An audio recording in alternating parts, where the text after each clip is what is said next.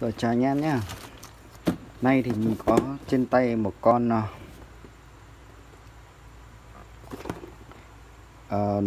Marshall Stockwell 2 nhé. Stockwell 2 của hãng Marshall. Nay thì mình có con này ở trên tay thì mình sẽ không bàn về cái chất lượng âm thanh của nó nhé. Bởi vì mình chỉ là dân kỹ thuật chuyên về sửa thôi, thì là về chất lượng âm thanh của nó có hay hoặc là không hay hoặc tốt hoặc là như nào thì mình không thể đánh giá được kỹ. Đấy, mình chỉ có làm sao cải thiện cho nó hoạt động thôi. Nhưng hôm nay các bạn gửi cho mình con này thì mình tháo ra để khám phá bên trong xem nó như thế nào. Đây thì còn thì anh em kỹ thuật người ta có gửi cho mình để mình ngó trước cái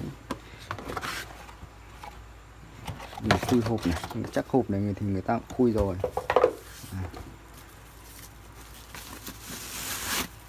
Đây là cái loa Marshall Stockwell 2 này.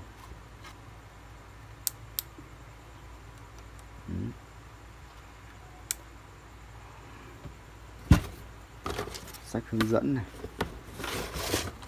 một cái dây này, dây sách này, và có thêm là một cái dây sạc thôi, dây sạc thôi, nó hết, không có gì hết nhé, nó bỏ nó vứt đi. Đó, anh em kỹ thuật có gửi cho mình con này, và đến với mục đích là mình sẽ phải tháo ra, mình nhìn cái mạch của nó trước để đôi khi sau này còn có những cái order linh kiện về để sửa được. Khả năng con này là con mới. Rồi bây giờ mình sẽ zoom gần máy lại để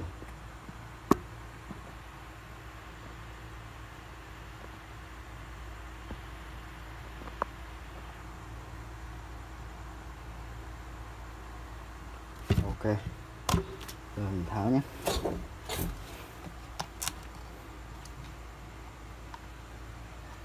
Tháo kiểu gì đây, không nhìn thấy ốc.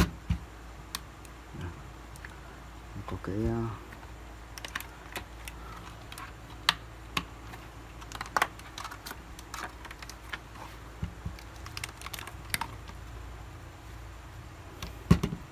một cái lớp áo cao su, vẫn chưa nhìn thấy ốc. Khả năng là cậy cái mặt này lên.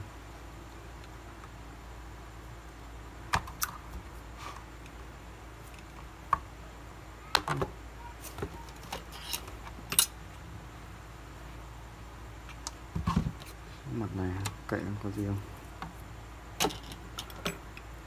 Hai cái miếng đậy trước và đằng sau, cái này chỉ là đậy là lưỡi bằng sắt, có logo của Marshall.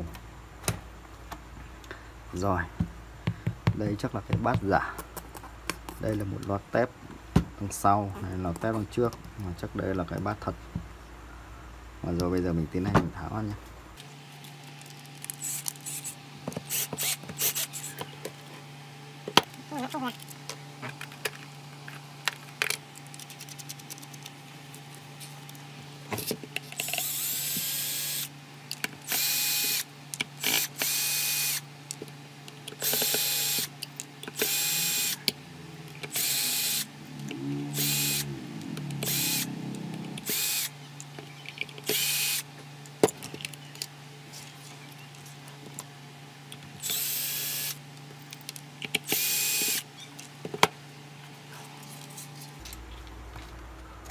Chắc là pin của nó.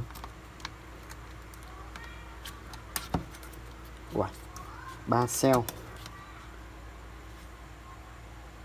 pin, 3 cell pin và có điện áp là 10,8V DC, dung lượng là 2600. Nghĩa là mỗi một cell này là 2600 nhé. Rồi hết áp rồi. Bày ra kiểu gì?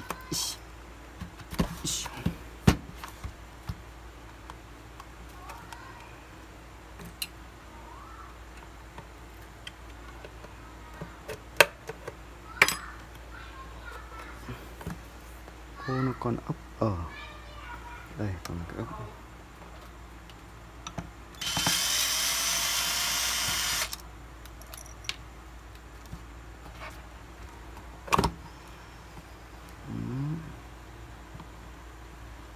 tan tan.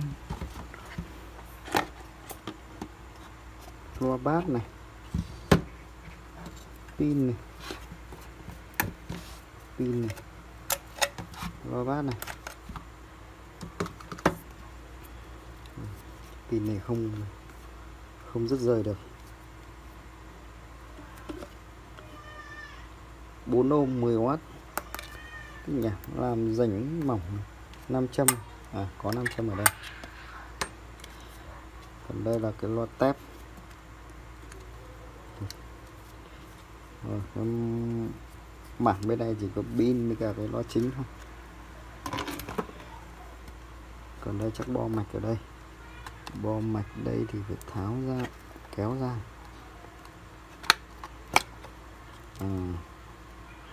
Kéo ra. Nhiều rắc đấy.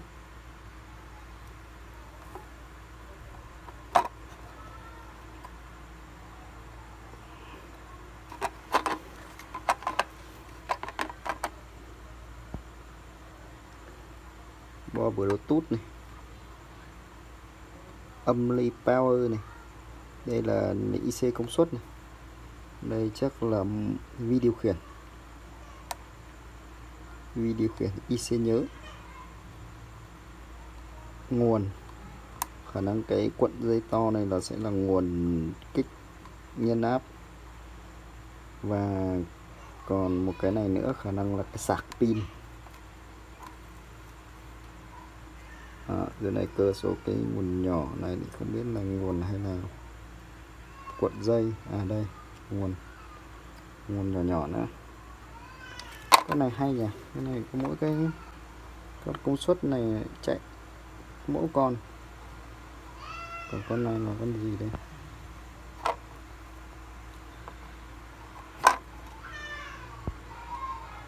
Rồi.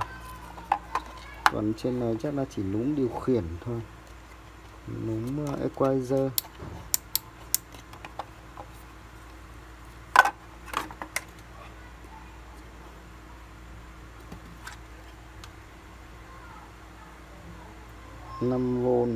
năm đến 12V 3A. Đây chắc là dòng sạc là bằng Quick Charger đấy, đến 12V 3A. Cái này tiếng gì để mình chả biết được. 5V 2A là gì. Rồi, giờ thì chắc là mình lại lắp ngược lại thôi nhỉ. Đồ của nó có những cái này.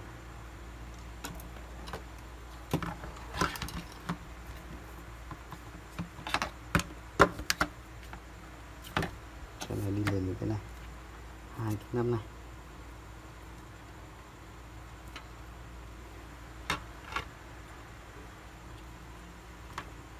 Cái cao su này. Rồi, bây giờ mình sẽ lắp ngược vào nhé.